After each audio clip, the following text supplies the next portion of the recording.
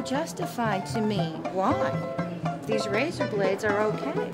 Is protected by the Spanish ordinance signed by Philip II. Is it or is it not wrong to be cruel to an animal? You can't legislate it. You can't keep these roosters from fighting.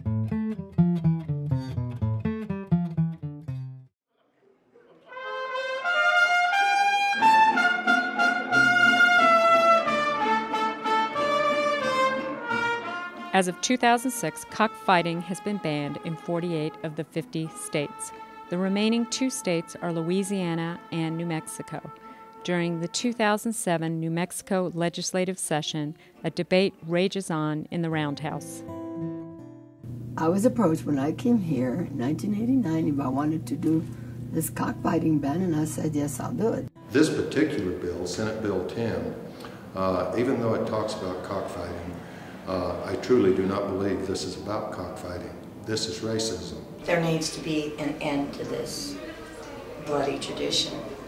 I'm against Senate Bill 10. I believe it's not right for people like us that have their own culture. Here in the state, it's around 95% of the people that raise and fight gamefowl are Hispanic. How can you take something like that away from the Hispanics when it's been their culture all their life? I'm a third-generation cockfighter. My grandpa did it, my father does, and now I do it. There are Hispanics that disapprove of other Hispanics claiming that it's their tradition. Cultural tradition, my God. I'm Hispanic. I'm also an anthropologist, and I've studied culture all my life. This thing originates in Asia. I mean, it's a Philippines tradition, it's Egypt's tradition, it's whatever part of the world you happen to be where they have this sport. It's not an Hispanic tradition. Senator Garcia says it's not a tradition. I believe it's American. Abraham Lincoln, Jefferson, Washington, they all fought roosters. They had I don't know if you know, they had a cockfight in the White House. History shows that cockfighting did take place in the White House and that our founding fathers enjoyed the sport. Historians say that the rooster was almost the emblem of the United States, losing to the eagle by 1 vote. It was also the royal sport of England until it was banned over 150 years ago. Alexandra the Great held cockfights before his battles to inspire his troops. It's true at one time that it really was a strong tradition. Aztecs used to sacrifice virgins. You don't do that anymore. Well, it's just not a blood sport like it's portrayed to be. It's a noble sport. We're hard-working, punch-time clock people, just like most of the people in the world do. But yet we're portrayed as drunks, dopeheads, outlaws. But we're not. We're decent people as much as anybody. There are a lot of cockfighters in New Mexico, and they're, some of them are horrible what they do. I've seen documentary films of undercover films that have been taken inside of the cockfighting arenas, and you can clearly see young boys, I would say maybe 13 years old, 12, 13, gambling. They teach them how to gamble, how to fight the roosters. They do a lot of drinking. They do drugs in there. I don't want my son to go out there and become a gangster, become a drug addict. So that's why I'm trying to teach him the values like my father taught me. Cockfighting is a wholesome family sport.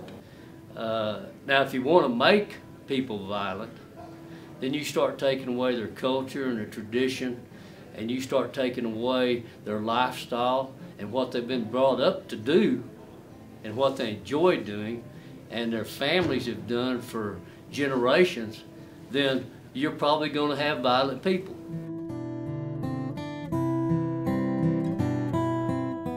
Mr. Chairman, this is not about culture. It's about animal cruelty. It's not about urban versus rural. It's about animal cruelty. It's not about Democrat or Republican. It's about animal cruelty. These animals, that's what they do. That's with or without knives, they kill each other. And a gamecock, you can't leave them together. When they turn a year old, they're already looking for dominance and looking for a hen. So when there's 2 roosters looking for a hen, it's just natural. It's cruelty to the nth degree, so children should not be involved in that. That desensitizes them. Studies have been done. I have 4 children. They all went to cockfights. One of them is a computer consultant. One of them is a contractor. Another one is an artist. The last one is a minister. You know, there's been major studies done, and they all reveal that there's a direct link between domestic violence and animal cruelty. Cruel. Look over to Iraq. How many of our boys are getting killed over there? A lot of the people that are against it are actually very far removed from nature. This is a brutal blood sport that has no place in a humane New Mexico. We have a major industry of a cash economy that's underground. It's about illegal gambling. The cockfights are done just like horse races. You know, there's people that put up a certain amount of money to get into a certain contest, and whoever wins that money, just like horse racing. A derby is an entry of 4 or 5 roosters, 6 roosters, and whoever wins the most at the end of all the fights, they win the jackpot. And the most I've seen in a jackpot for the derby is $20,000. The making money out of the pain and suffering of animals is what this is about. 26 years ago, New Mexico banned dog fighting. There was a great debate about that. Our economy hasn't crashed because of it. For a good bred rooster, from 5 months, you can sell for like $70. When they're a year, $150. If they're 2 years old, up to $300-400 a rooster. We've got thousands and thousands of dollars in something that these people aren't even going to compensate us for. It's more or less the government comes in, takes it away from you, and to hell with you. If they do outlaw it the way it's being done now legally, then it does drive it underground, and it becomes an underground activity, and that by nature draws people that don't mind breaking the law.